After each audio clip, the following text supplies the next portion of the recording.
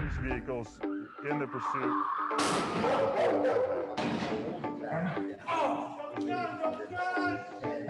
These are radar units. The department, you can see some tools here that we keep staged inside the We bear. also found a couple of suspects hiding on rooftops with the drone, which we would not have been able to find. We have an outside rec area, so I'm going to walk over here so you can see. We've pared down the table areas.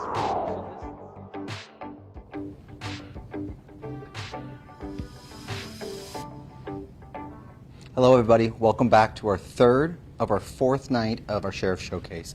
If you missed the first two, they are on our Facebook page as well as our YouTube page. They're going to be thrown in the chat here real quick. My partner Amy over here has got that handled.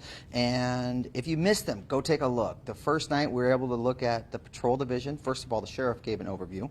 And then Commander Marzilli was able to talk about the patrol division. And then we had a special guest, that was K9 Stark and Corporal Aiken. They were able to come on, talk about the K9 program and what they do to help patrol, not only the Sheriff's Office patrol, but all the municipal partners that we have within the Washington County. Last week, we did have a few technical difficulties. Don't hold that against us. We're going to do better tonight, I promise. But we were able to see a little bit more about the investigation division. Sergeant Errol McCrae came to talk about the actual whole division in itself. And then we're also able to see the Bear, which our tactical negotiation team uses.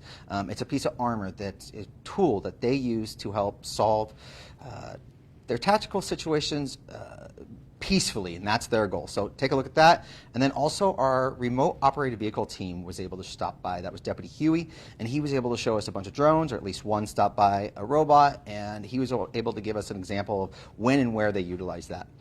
This week, we're going a whole different direction. We're out of investigations, out of patrol, and we're going to step foot in the jail. Next to me, I have Sergeant Shane C. Miller from the jail, and you've been at the Sheriff's Office for how long? 20 years. 20 years, and the whole time in the jail? Whole time in the jail, correct. Okay, real quick, we talked about patrol, investigations, so detectives, and now you're on the correction side. What's the difference between a deputy who works patrol, or is a detective, or somebody who works in the jail, a corrections deputy? Not a whole bunch. We are actually sworn staff, sworn deputies. We have the rights to make arrests, to do pretty much the same thing. The difference is mainly our schooling. So we deal a lot with court procedures, housing, when we're going to keep somebody in the facility, release them, transports, safety and security for like the courts and judges, that kind of stuff. But we still have the same rights, and we pretty much go through the same training as patrol does. Perfect. And we do a lot of our training together when we go to that Public Safety Training Center where we were at last week. Yep. So real quick, get some terminology out of the way. You're going to use the term or the phrase or the acronym AIC. Let us know. What does that mean? AIC, the old terminology of inmate, new terminology is AIC or custody. I apologize, I will make mistakes. I have 20 years in the facility. I'm trying to stick with the AIC, but I'm still working on that one. And what was the purpose of that change? It's more to make it a little more PC. The idea of an inmate is somebody who's already been found guilty of a crime. So they're trying to change that to more of a universal adult in custody is what it stands for. So that's the terminology we're trying to use. Gotcha. Now, right after you, we're going to have Sergeant Denny and Sergeant Hennessy come up here. They're going to do an actual virtual walkthrough of our jail. But you're going to give us more of a broad overview. So what can you tell us about the Washington County Jail? We are the only jail in Washington County. We are also one of the smallest as it goes for the amount of people we have within the county. So we have a smaller facility with more populace. It's a little city. You'll probably hear that again during the tour, but we are literally a small city. Gotcha. We have a lot of contract services within that jail, people who help us run that. Can you touch on some of those, like the kitchen or medical? Sure, yeah, and actually to kind of reiterate too, our jail mainly runs off of sworn staff, civilian staff. They're what we call jail service techs. And then we also have contractors, which we have medical contract, kitchen, a lot of our CT security stuff, our camera systems. We have a new Securus system that allows them to have tablets within the facility. The tablets allow them to make phone calls. There's some ability to play games, watch videos as they pay for it. But those items are there. So our contractors are very important to us to make sure that the facility runs smoothly when we can't take care of it, just our own maintenance and current staff. Gotcha. Now you said medical. What's that look like? Is that just someone who comes in and takes a look at everybody? How's that work? No, we have a fantastic medical group within our facility. They are 24/7. We have doctors on call at all times. We have dentists that come in to take care of dental work. We have medical staff that work in the intake area. So when an AIC comes into custody, they're seen very quickly and examined for any concerns, issues that they may have from out in the streets.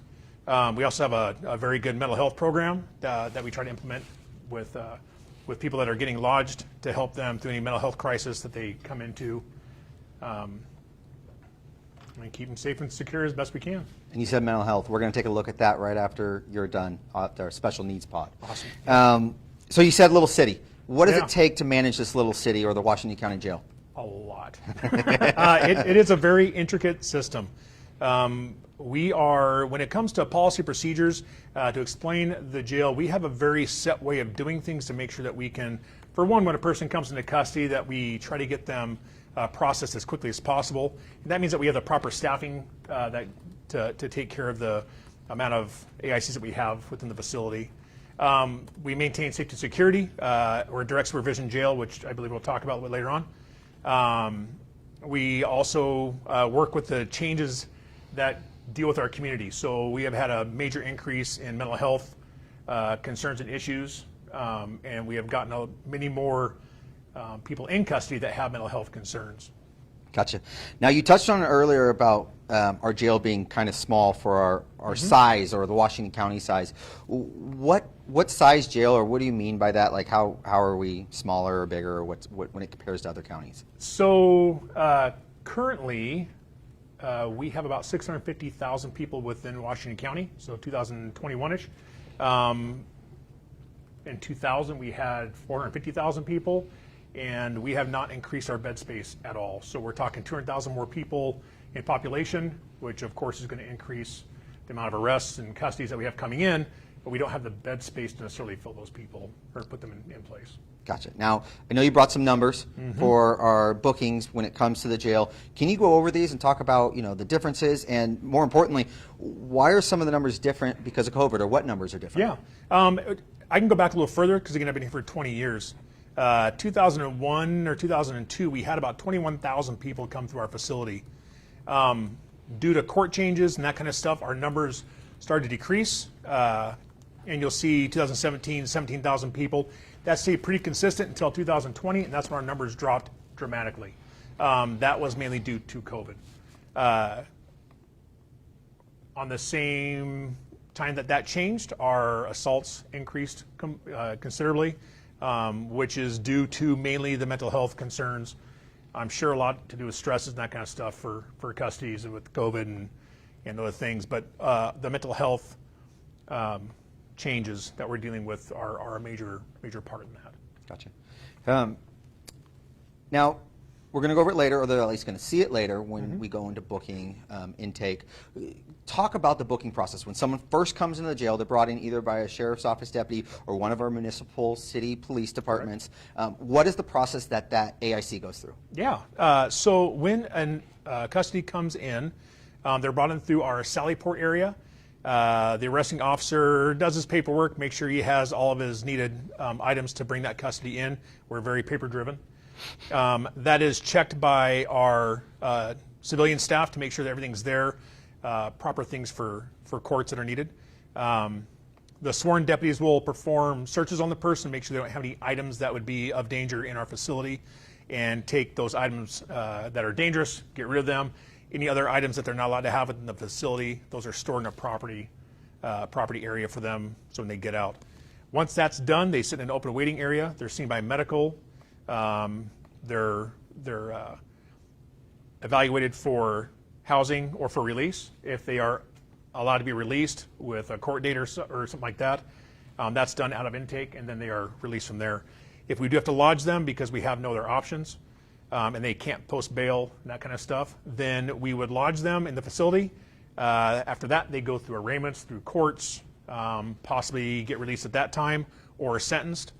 If they get sentenced, that's when they would stay at our facility for a longer period of time until their sentence is completed, or possibly go to prison if that's what their sentencing showed. Gotcha. So you mentioned prison. What is the difference between jail, like the Washington County Jail, and a prison? Yeah, sure. So the easiest way to explain it is jail is pretty much 365 days or less. They would stay within our facility. If a person has that 365 days plus one, that's when they usually go to the prison system. Again, it's from all municipalities, like you said, so it's not just a Washington County thing, and they go through our courts. When a person comes into jail, they are usually under the influence of any drugs, that kind of stuff, or mental health disorders that they are not medicated for. So we deal a lot with people that we have to start to balance, whether it's a detox protocol or whether it's a mental health evaluation to try and get them a little more normalized. When they go to prison, usually they've been on their medication for a long period of time. They're a little more mentally stable and prepared for that kind of system. Gotcha. So one of the unique factors that we have in our jail is direct supervision. A lot of people don't know what that is. Can you explain? Yeah, direct supervision compared to what they call indirect supervision, or any kind of a adjustment of those two. An indirect supervision is kind of like you would see on TV with the bars and that whole kind of thing. Usually you have areas that walk around their cells. They don't ever necessarily intermingle with the AICs. Direct supervision, we are very much part of the group. It's about 1 to 64 AICs that are in custody, so one deputy per. When they come out for out time, we press a button, all the doors unlock, and they come out with us. There's usually a little bit less movement, smaller groups. Due to the housing style that we have, they're not necessarily a large multi-cell type situation. When COVID is not in play, we actually have a few cells that you can lodge two AICs together, just for bed space and that kind of stuff. But mainly direct supervision is we are dealing with them immediately. So if there's any safety concerns, issues, disciplinary, whatever, it's dealt with at that time, so they don't become bigger and a worse issue. I think one of the big questions that I hear about the jail is what's it like in there. Most people haven't been in there, whether they're on a ride-along or they've done a walkthrough, whatever it may be, or they've never been in custody. What's it like in there? What's the culture like for the inmates? Yeah, people drive by and they see the big building. That's all they see. They have no idea what's inside here. When you go through the tour, you're going to see a few things, such as the doors that we use. We don't use the bars, the big, metal sliding, loud banging, all that kind of stuff. Most of the cells they're adequate in size. They have a private space for them to use the restroom, have their beds, that kind of stuff. Again, we have programs. We have the tablets. We have TVs, a full library that they can actually get books. The tablets actually have like 30,000 books on them that they can actually read. It's safe. It's direct. We have to make sure our safety and security issues are taken care of, and we do follow by the rules while we're in here. But it's a very clean. I don't want to brag, but I'm going to say we're probably one of the best facilities in at least the state that I visited. I really appreciate the jail every time I come back. Okay. Just saying. I mean, just doing a little brag there. I Yeah, like it. I'm I just like saying. it. We might be the best. Okay. Self-proclaimed. Self-proclaimed, yeah. So you mentioned programs. It's amazing to hear the jail deputies talk about the programs that we have. But one of the big ones is, well, one of the many big ones is the GED program. Yeah. Can you talk about that? Yeah, our program staff are fantastic. The GED program is built for AICs that are in our custody for a prolonged period of time, so they can actually complete the process of the GED. If they didn't make it through high school, for whatever reason that may be, it gives them a chance to get their diploma and help them further themselves in the public. It does a lot with the employment, the mental health of the person, allows them opportunities that they wouldn't normally have without that GED. Gotcha. So other than being self-proclaimed the best, as we just heard, what other checks and balances are in place to make sure that we are doing the right thing, or we are ensuring that the safety for the deputies and the AICs is being considered to the top level? Yeah, we have. I like saying the word fantastic a lot, but we have a fantastic training facility too. Within that training facility, we do a lot of our updates, our legal updates, to keep up with new ORS, new House bills that are going through. We have personalized training that we go through, online training that we deal with. Just all in all, our training is at a much higher level. We also make sure that we hire the right staff that fit our morals that we have at the sheriff's office. And that's a big part in what we do from the hiring to make sure that we have the right people in our facility. Gotcha. Now, COVID's thrown a wrench in everything, especially with the jail. Can you talk about what changes have been made within the Washington County Jail to make sure that we don't have an outbreak or that deputies are staying safe? Yeah, so given the numbers, our average full capacity is 572 AICs in custody. Right now we're down to about 472, so about 100 less. That allows us to give them more space. So we do try our very best to follow the 6-foot rule. They are mandatory to wear masks while they are out of their cells. Along with staff, we have to wear them anytime we're in that group area. They come out in what we call cohorts. So if a person is arrested on today's date, the people that were arrested on that same date will be allowed to come out with each other, but not with other cohorts or people who are arrested on other days before or after. That allows us to make sure that there is a spread. It's very confined. And we are one of the few facilities, knock on some kind of wood around here, that has not had an outbreak. And that's mainly due to the fact that we have inmate workers, and we have inmate worker coordinators that work with the AICs to make sure that we are cleaning the facility all the time. So if somebody comes out and uses the phone, that phone was cleaned before somebody else gets a chance to use it. The tables, their eating area, their area to watch TV, all that kind of stuff is cleaned very consistently. Gotcha. So we didn't introduce her before, but we have Amy over here. She's monitoring the chat. She's taking questions. Do we have any questions, Amy? Yeah, we actually do have a couple of questions. First off, a question from Shannon. Do jail deputies get extra training? We do get extra training, mainly towards what the jail provides. So patrol doing their patrol style training. The jail gets training with more of, again, court changes, up-to-date ORS, any custodial changes that go through that have to be dealt with through the AICs. We have a lot of training that has to do with our camera systems, security systems, again, the tablets, phone systems, all these other portions. So we do a lot of extra training. Mental health is a big portion for patrol and for jail, but we tend to do a little bit different. We have to deal with people that are suicidal within our facility or dealing with mental health needs, and that we go through a lot of training with that also. Speaking of mental health, a question from Cindy. Does the jail work with NAMI or NAMI regarding mentally ill? I do not know, but yes, you in the back. Corinne, come on up. Come on up. Hold on, let me put a mask on. Okay, Corinne is part of our Elder Safe program.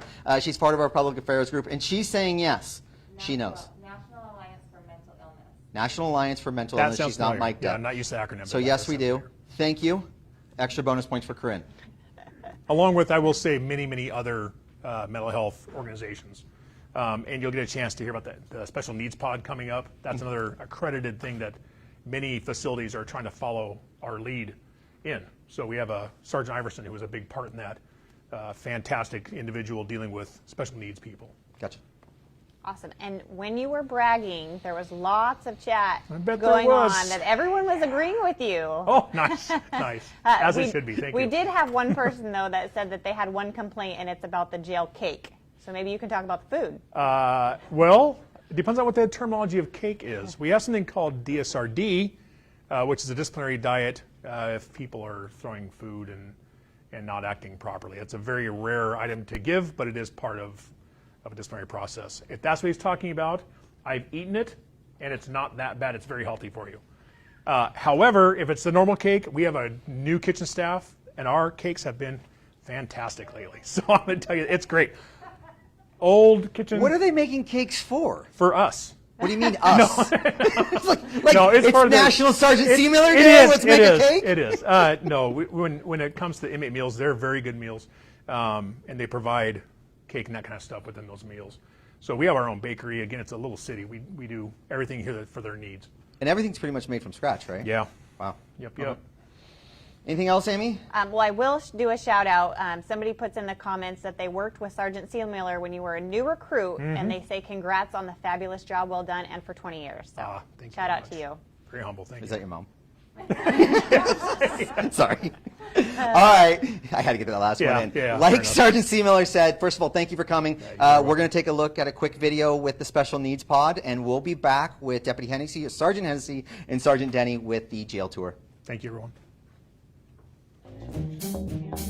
On any given day, nearly 1/3 of the people brought to the Washington County Jail have some kind of identified mental health condition. Well, we see people with all kinds of issues, whether it be a temporary mental health crisis that they're facing just at that specific time. Then we have mental health staff on hand for them right then and there. But then we also have people with long-term mental health issues, and whether it be that they're off their medication or something else just triggered this incident, it's just something that we have to deal with on a daily basis. Even before they walk in the door, arrestees are screened for mental health conditions, including thoughts of self-harm and critical medications. When patients come into our facility, we screen all of them with an extensive mental health history and their current mental health issues they may be dealing with. That'll include any previous care that they may have received in the past in different communities, what type of medications they may be taking or require while they're here, or if they're even receiving treatment at all. Inmates with mental health concerns are often housed in what's called the Special Needs Pod. People with special needs oftentimes present a little bit of a different challenge, because not only do we have to keep them safe from others, but also from themselves. So what we actually did in that case is we took a lot of people with special needs, whether it be elderly folks that wouldn't really do well in a general population around some of the other people that we deal with, or people with significant mental issues of any age group, and we've put them into a specific housing unit. The deputies in that housing unit are trained in mental health crises and conditions, and then we also work hand in hand with our partners in not only the criminal justice system, but also with the mental health services, so that we can get them stabilized on their medication if need be, and get them through the criminal process so that we can actually get them released and then hopefully get them leaving the jail in a better situation than when they came in the first place. Some of the special features of SNP include giving inmates a creative outlet with a chalkboard, calming therapeutic colors painted on the walls, and even live plants that the inmates help care for. I think that it's successful because of the staff that we have in there. And from my perspective on that, we see the same people on a regular basis, and one way or another we've almost built some kind of working relationship with those people.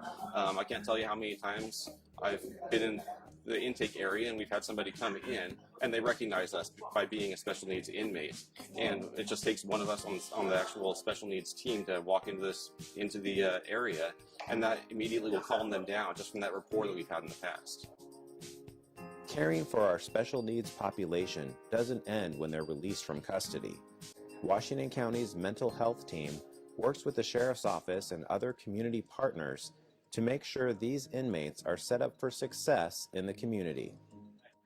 So basically what I do, I meet that particular individual, I introduce myself, try to build some type of not good rapport with that individual, and then ask them, would you like some help getting back involved in the mental health community? If you've been involved in the past in mental health treatment, is that something that you're open to doing again? If so, we've got a number of different agencies you can get involved with. It is a support system in that we take a lot of those inmates going through that same crisis, and it's easy for them to relate to somebody else that may be handling or going through that same situation. So by putting them into the same housing unit, they can a lot of times relate to one another, rather than being in a situation where they have a lot of people, surrounded by 60 other inmates that they feel they cannot relate to. So not only are we connecting them with staff members and mental health resources, but they're also being connected with other inmates that may be in the same situation they are and can relate to them.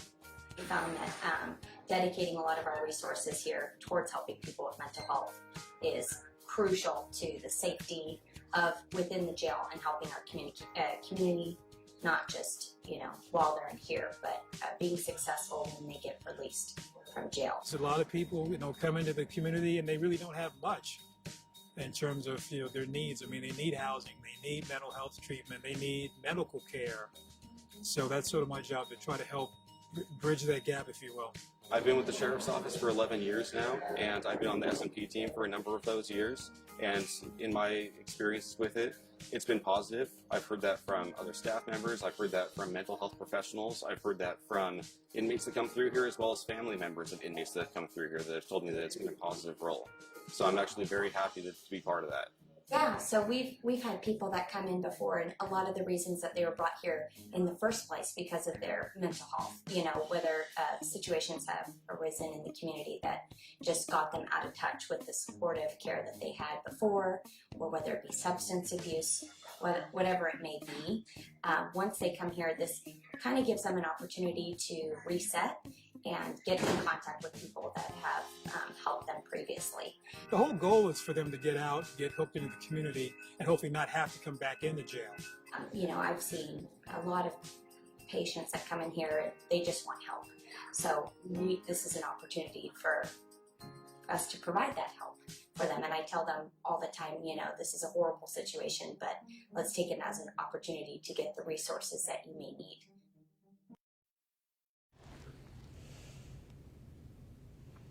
Hello, everybody. Welcome back. Like promised, we have Sergeant Denny, Sergeant Hennessy. Real quick, how long have you been here at the Sheriff's Office? 10 years.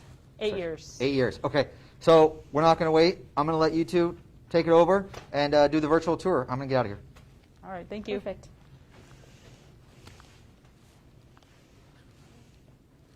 So you're going to be watching a few videos, and we're just going to let you know what's going on in these videos and encourage you to come take an actual tour when we can start doing them again once COVID's cleared up.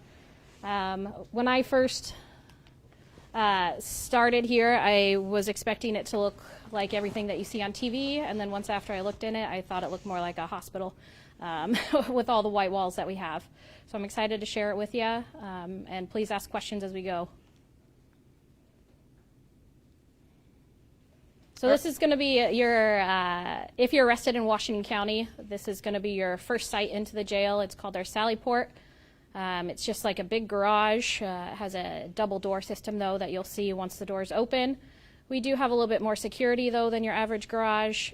This little call box that you're going to be looking at in just a moment, when you press that button, it rings up to our master control area, which is staffed by our jail service technicians. They're going to verify who you are and what the reason is you're coming into custody, and then they'll open up these big old doors here for you. So the patrol officer will pull into one of these parking spots here and kind of let our staff know what the custody's behavior is like. If they need any assistance, we may come outside here and help them. Otherwise, they'll just walk them in, secure everything that's not allowed in our facility, and go right into our intake area. And we also have some of our transport vans in here that we use to take folks to court. So it's a multi-purpose area for us. I think we're ready to go into intake now. So we've added a couple extra precautions now. Anytime you're coming in, you get your temperature taken before you come in. And we also make sure people are properly wearing masks. So once the officer brings you in, there's a couple benches on that right side.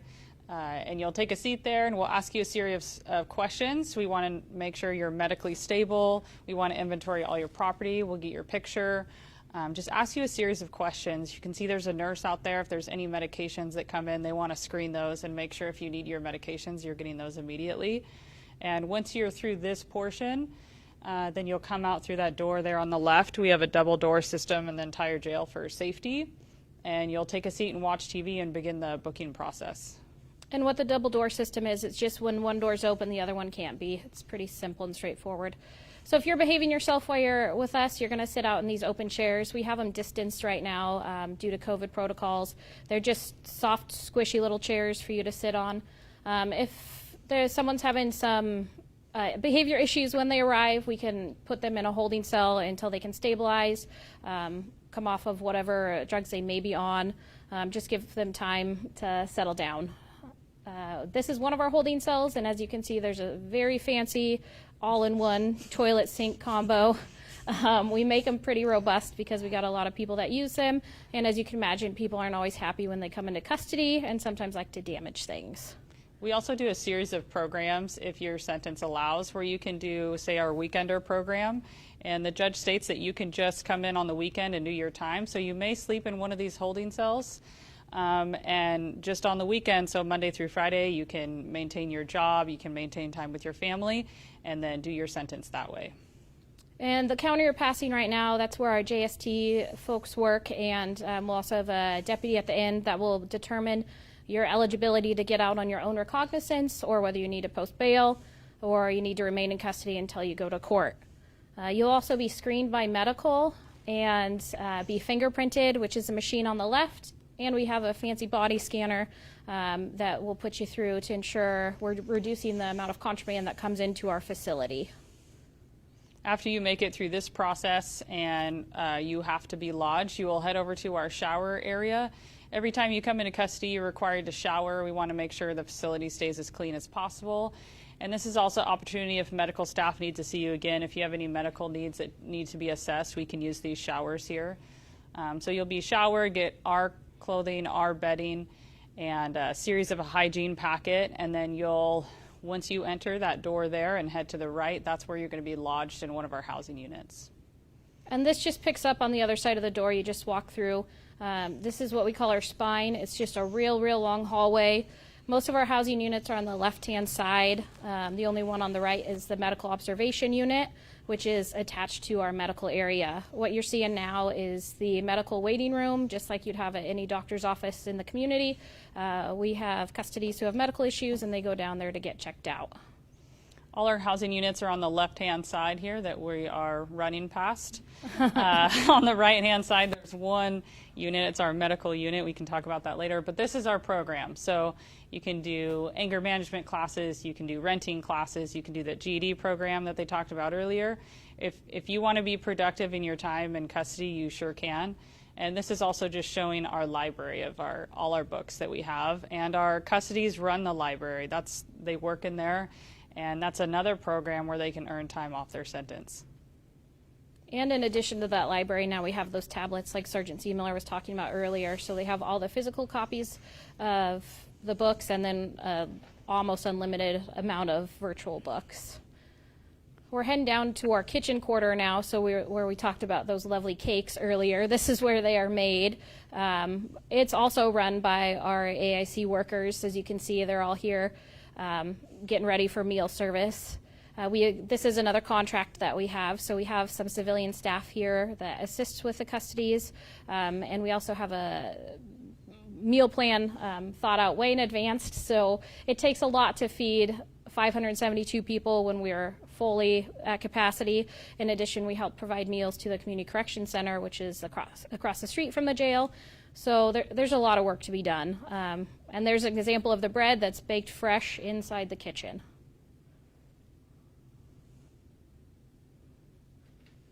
And then you'll about to see our custodies being very friendly and nice, and going to hold the door here open for us.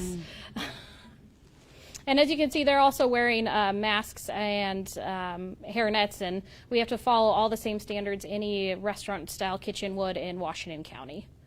So this is our laundry facility. So like Sergeant C. Miller said earlier, this is a small city. So everything that's done in our custody is assisted by our contract workers or even our custodies. So our custodies do all the laundry for the facility, and it's another one of those programs that we offer. They're going to be custodies that have shown good behavior, can follow directions, because as you can see, they're not in their housing unit right now. So they get to stay there. They pretty much stay there all day, like a full work day, and do all the laundry and deliver it to all the housing units. And they're wearing what we call gold, so the color that they're wearing, it symbolizes that they're AIC workers. We've got different color clothing for different classification level of custodies, and it helps us just to identify it. So we let our custodies self-escort, so walk themselves down our big long hallway, and via camera we can tell what classification they are via their clothing. So you just watched a video about this housing unit. Pod 7, it's our special needs pod, but it also, the setup is just like any general population housing unit. There are a few special features, like you can see that art wall right there. We have an exhibit so the custodies can display artwork. It is screened by our deputies to make sure it's appropriate to be seen by everyone. So you can see this is just a good example of our direct supervision that we do. So a huge component of that is the custodies can do pretty much everything they need in that facility. So this is where they can do their video visits. And as we pan out there on the left, that's the recreation yard to go outside. The right-hand side, there's some attorney booths, some visiting area, and those tables there is where they all come out and eat. So the idea of this facility and how it's ran is to do minimal movement throughout the facility, and that the custodies have everything at their disposal in there. It's also another really good place for staff because we're able to work directly with the custodies. So we are out with them the whole entire time. There's no barriers, and we get to know them and kind of judge their behavior and kind of see if they're having a good day, if they're having a bad day, if they need anything. So you get to know the custodies really well and their behavior patterns. So what we just panned past is the deputy station. So like Sergeant Hennessy was saying, there's no barrier between the deputy and the AICs. You could also see that there's a couple plants on either side of the deputy desk. That's another feature of the special needs pod. It's found that a little greenery helps and makes people feel a little bit more at home while they're away from home. This is the main seating area. There's TVs that folks can watch. We used to just have competing volumes between the two TVs, but now we have it set up through our new tablet system where the AICs can listen to the sound through the tablets. And that's the tablet storage case right there. There's so many things for them to do on those tablets. There's endless games, movies, music, and the funds that we get for those tablets go back to inmate services. So like you can see, these are one of the cells Sergeant C. Miller was talking about, that they have everything they need. They have, that's their sink there, a toilet. That little hook there is a rack for their towel. And then they have a desk to the right and their bedding and mattress right there also. There's also little cubbies. I don't know if it'll pan down there. Yep, there's little cubbies there for all their commissary items.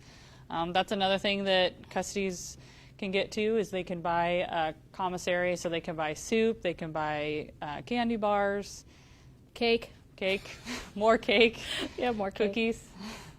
That little silver, there's a lot of silver boxes right over there, but the smaller one, that's a call button.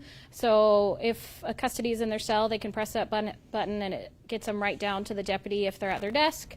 Or it can reach up to master control as well. So even if a deputy is not right there, they can reach them very quickly. So this is the upper tier here. You can see is what we call it is our housing units. Most of them are those 2 stories. So we're able to lodge people upstairs and downstairs. If you have medical needs that say that stairs are not a good idea for you, we'll ensure that you're lodged downstairs. And the majority of these cells are individual cells. Generally, when it's not COVID, we've got 4 cells in each unit that can be double cells, and it's a privilege to be lodged with someone else. It helps get rid of the boredom, so people enjoy living with someone else, although right now we're not doing that just because of COVID and making sure everyone's safe. The next video? Yeah, Pod 3. Pod 3. I will take this one. I am one of the Pod 3 sergeants, so every pod has a sergeant that's over it, and we basically can make sure the staff that are working in there and the custodies have everything that they need. So there's the double door system with the call button, and this is where we enter Pod 3. The difference with Pod 3, as you just saw in Pod 7, this is a more indirect supervision style.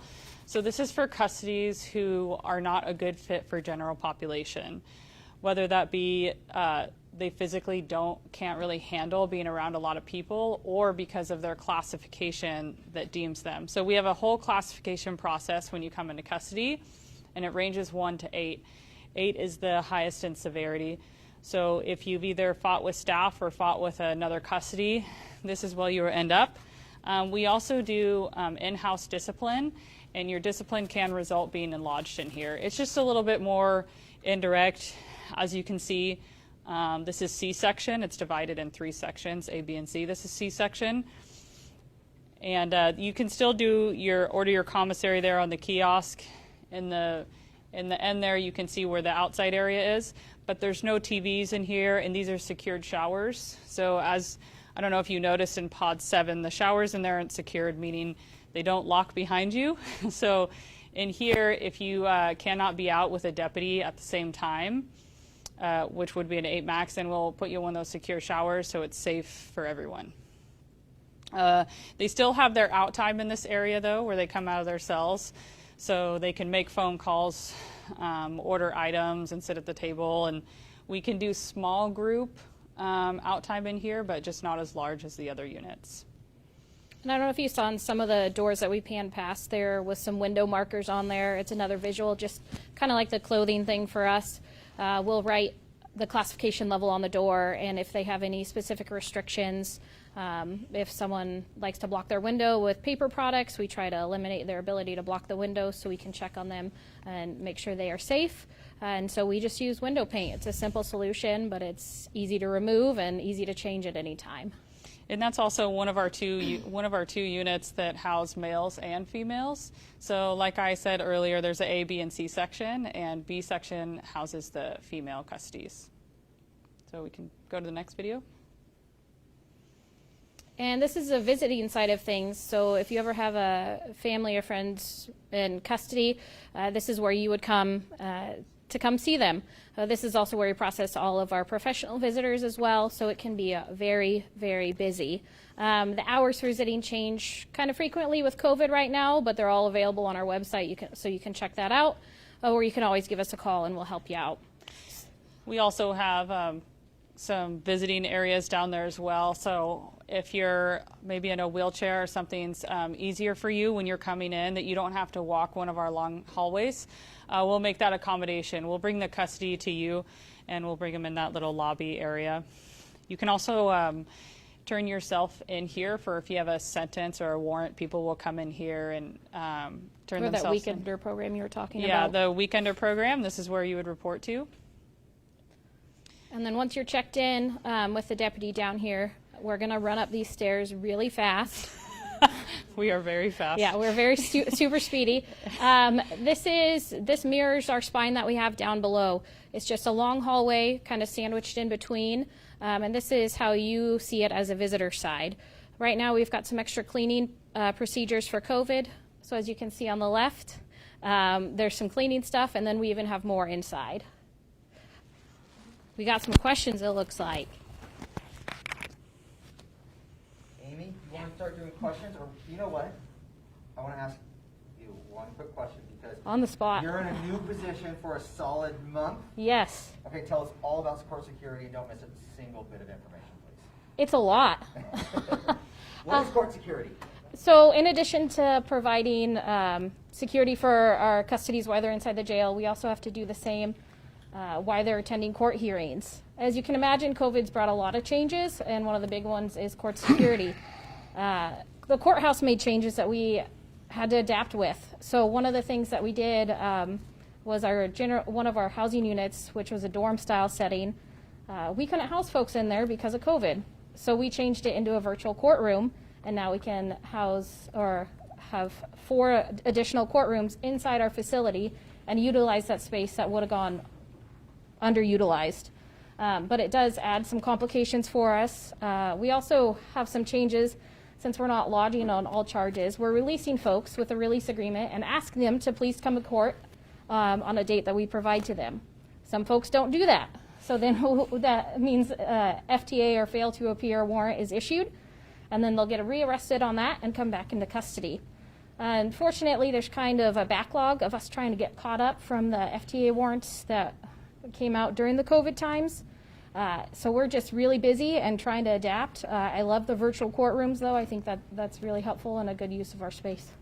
Nice. That's definitely not all of it. That's all of it. Yeah, that's it. Good overview.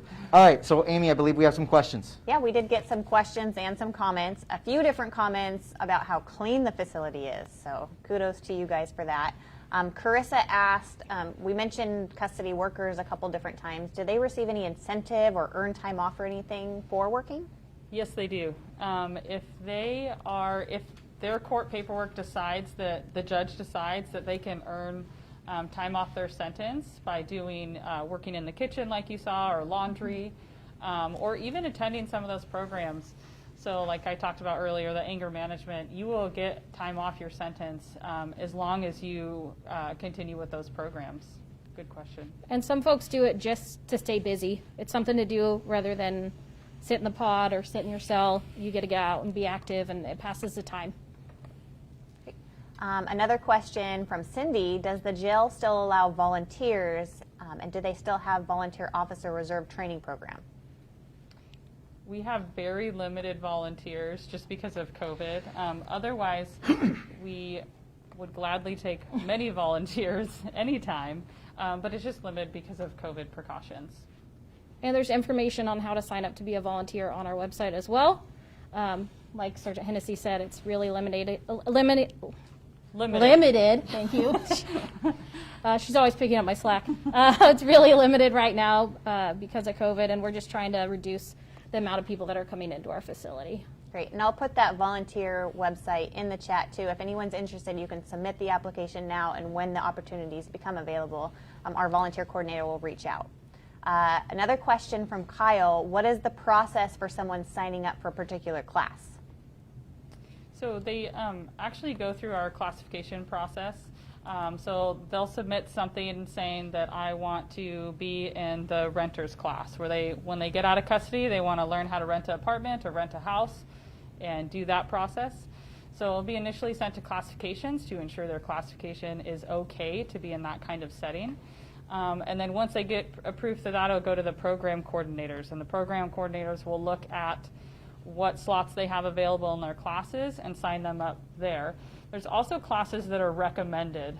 So say anger management, they may be essentially forced to attend those and be successful through those programs. Perfect. Well, thank you both for coming up here. We really appreciate it. I did see one comment in there that said congratulations on your new position. So thank you. Congratulations. Thank you. I hope Sergeant Hennessy continues to pick up your slack. And you guys. She will. If you guys have any more questions, I think we mentioned this earlier. We're going to throw our public affairs email address into the chat. If we get any more questions, you think of something later, we'll get it answered by these two, either way, one way or another. So like I said, thank you. We appreciate it, and we'll see you both soon. Thank you. Thanks. Next, we are going to switch over. And we're going to have Deputy Ingram come up here. Deputy Ingram is part of STG, or Security Threat Group. They're swapping out some mics right now, so I'm going to go over the little knowledge that I have of Security Threat Group. I'm a patrol guy. There's a whole different level of knowledge that goes into the jail, so I know a little bit of the overview, but he's going to be able to come up here and talk a little more. Security Threat Group, they're the ones who decipher, talk about, understand gangs that happen within the jail, individuals that come in. That's about all I got. Here he comes. Please don't make me continue to stall. First of all, tell him, how long have you been here? So I've been with the Washington County Sheriff's Office since 2008, so I just passed my 13-year mark. I first started as a jail service technician, so the people that answer the call box he said out in Sallyport, I'll be up in we kind of call it the eyes in the sky, and then I decided to become a deputy, and so I've been a deputy for 9 years. Now, has that helped you to start as a JST and then go over to a deputy to give you a better understanding? You know, it has. It's been able to allow me to meet some of the people on the other side. I can talk with them, interview them, and be able to gain a rapport with them. And then moving over to the side, they know who I am and how I do things, and yeah, so it's helped me a lot. So that's one thing. Like I said, I'm patrol. We see jail deputies come over, and every person I have spoken to that has started in another place, where you were at JST and then moved over to a correction deputy, or started in patrol and went to corrections, or vice versa, correction patrol, their level of knowledge, their skill set, their experience, it's through the roof. So if you ever get a chance, go to our Join WCSO website. That is where you can look at all the different opportunities at the Sheriff's Office. But if you start in the jail, it doesn't mean you can't come to patrol. It actually makes you, in my opinion, a better deputy because you, like I said, you gain a whole nother skill set. Mm-hmm. I have digressed, and we're off Security Threat Group. So real quick, tell us, what is Security Threat Group? Because my definition or my explanation was poor. So the Security Threat Group is a group of individuals. I mean, most of the time we call it as gangs out on the street. They are a group of individuals that have been indoctrinated, if you want to say, into the culture of criminal activity. It's usually a group of 3 or 4 that's causes, I would say, crimes out in the community, and then they come into our jail, and that's what essentially what they are. And I can go in a little bit depth in a little bit. So Okay. We're going to get there? Yes. Okay, nice suspense. So what is the role of security threat group in the jail? So the role of a security threat group deputy or a corporal is what we do is we go out and we interview the people. When they first come into the facility, what we want to do is ask them who they are, what they're doing. It's a type of intelligence gathering. We do cell searches, we search letters going in and out, we listen to phone calls, we look at drawings that are in the cells, and we're monitoring, like I said, phone calls. We do a lot of training and education. We'll go out and talk to the other facilities. We'll talk and teach other officers about what to see, what the trends are, what's going on. And I mean, ultimately, as we are the security of the facility, we're proactive. We're going out. We're talking with these guys, trying to gain rapport, make sure that they're not going to have any problems within the facility. Gotcha. Well, you answered my next question is where does the intelligence come from? So we'll skip to the next one. Okay. Why is it so important for your team to identify these individuals within our jail? Well, anybody that comes into the facility, there's going to be a culture shock. And so what we want to be able to do is identify who they are, if it's by tattoos or what they say to me. Hey, I am whatever gang that they're involved with. And a lot of the times with the security threat group, us deputies, we're able to talk with them and be able to gain that rapport and understand what they're saying. And sometimes they believe that we have maybe some clout to be able to move them from one pod to another. But in reality is I do have an invested interest with them, and I want to know who they are and make sure that they're not going to have problems with somebody else that they have a beef on the streets. So there we go on that one. Do different kind of gangs pose different types of threats or dangers to you or inmates? Or excuse me, AICs, I did it. Yeah, I mean, they do. I mean, if you have, let's say, for example, there's a beef out on the streets and they come into the jail, there's going to be some type of issue. And we don't want to be able to have, our jail is a controlled environment, and we don't want to lose control of that environment. So every group's going to have something that they're going to be doing something different. If it's a Hispanic gang, or if it's the white gangs, or the black gangs, everybody's going to all have some kind of niche of what they're doing, and that's kind of the little game I get to play, is to figure out what they're doing and why they're doing it. So, yeah. So when these individuals come into our jail, what do you do to identify either A, that they are a gang member, or B, that what gang they may be affiliated with? So the first thing is, I can walk in an intake, and most normal deputies are like, oh, that's just a guy that's sitting out on the intake festival or out in the jail intake area, and I immediately identify them as with their tattoos.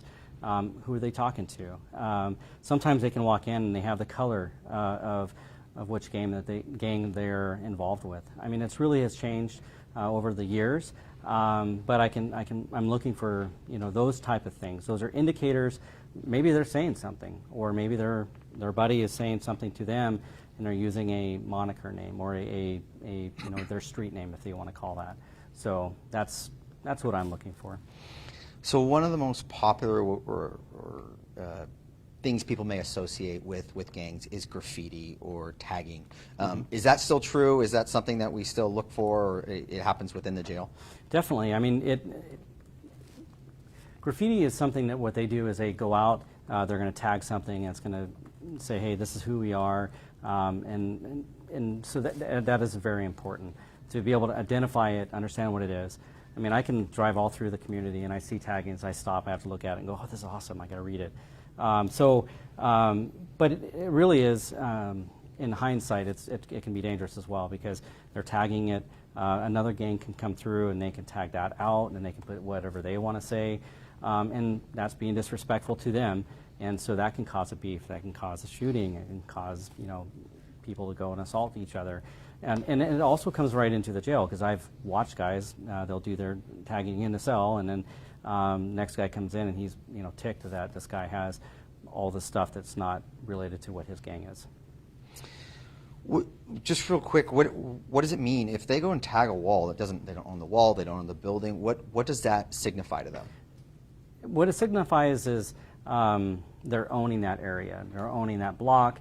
I mean, if it's going to be in a cell, they own that cell, or they own that pod, and so that's really what it signifies is the, I don't want to say ownership, but it's more of like, hey, this is who we are, and there's going to be possible issues going past that once they tag that area. Perfect. Well, I really appreciate you coming up here, explaining this stuff to us. So, just real quick, one thing I wanted to follow up with you on, when it comes to the security threat group, how many members are there? So as of right now, our team, we have a total of 5. We try to have about 8 to 10, sometimes 11. But right now, we're kind of in the slim portions of it. We're all kind of doing all different types of things, but normally it's about 8 to 10 people we have. Perfect. All right. Well, thank you again. I really appreciate you coming out here. Thank you very much. We are wrapping up, so feel free, if you have any last-minute questions, shoot them over in the chat. If you don't get to them, or maybe you think of something tomorrow, remember, we can always ask any of these individuals who came up on stage with us today, and if it pops up, we will get the question to them, and we will get the answer right back to you. Shoot it to our Public Affairs inbox, which is, well, Amy will put it in the chat. Thank you, Amy. Next week, let's talk about that. We were in our Public Safety Training Center last week. You got to see a little bit of Scenario Village. There is so much more to that training center. It is state-of-the-art. It is one of the best in the Northwest, or maybe even in the country. One of the unique parts of that actual training facility is it has a mock or scenario jail, which, from what we understand, is the only one in the Northwest and one of very few within the country.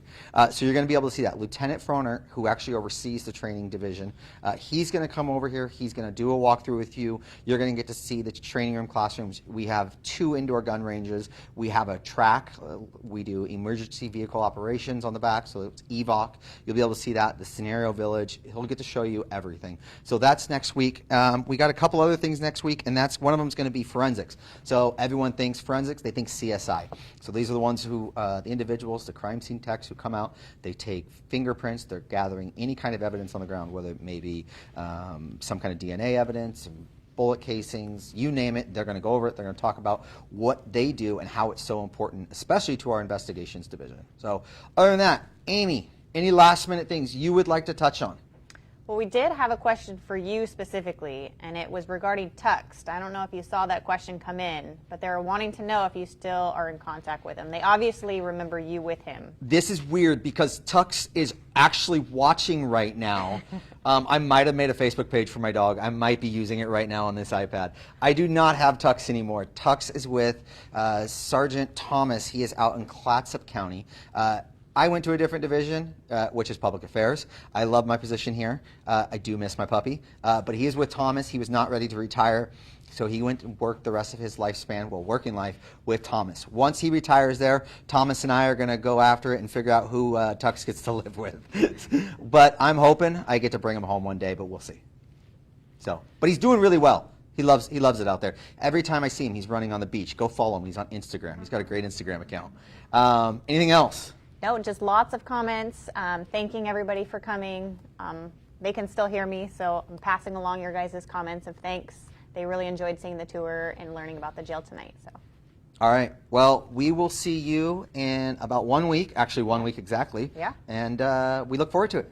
Have a great night, everybody.